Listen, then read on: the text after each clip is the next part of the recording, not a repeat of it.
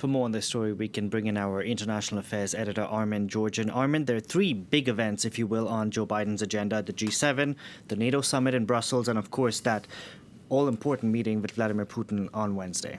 Yeah, absolutely. And, there's expectations for substance to come out, certainly from the first two of those events, so the G7 and the NATO summit. G7 leaders have said this is essentially a vaccinate the world summit. They themselves have created expectations that something significant will be decided in terms of sharing vaccine doses around the world, because obviously at the moment, there's a lot of talk about the manifest unfairness of how vaccines are distributed. And also on that question of fairness and unfairness, we know that G7 ministers have already agreed in principle on a global corporate tax rate. But again, there's a lot of details still to work out, as with vaccines, in terms of licensing, intellectual property, and so forth. So I think that we should definitely be watching for some substantial results.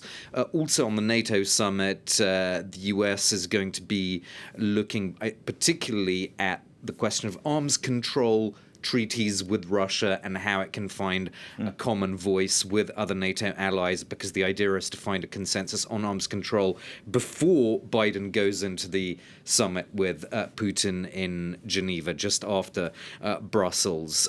So, I think we can definitely expect something concrete in those first two events. But as for the Geneva summit, both sides, the US and Russia, have downplayed expectations. And of course, the relationship is broadly so bad that we probably can't expect much from that. Now, in a few hours' time, Joe Biden will be sitting down with Boris Johnson. What is the status of the relationship between the UK and the US in light of Brexit?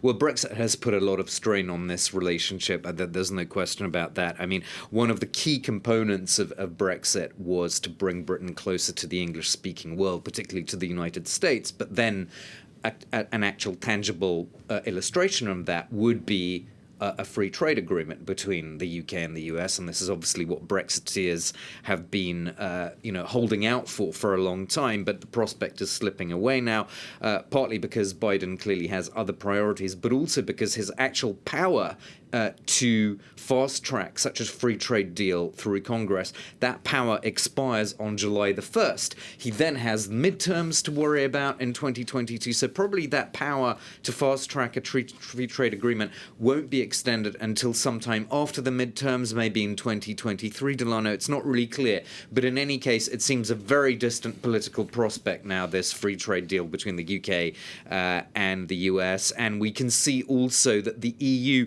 is looking to Joe Biden to apply a bit of pressure on Boris Johnson on the issue of Northern Ireland to get that protocol, the Northern Ireland Protocol process, back on track.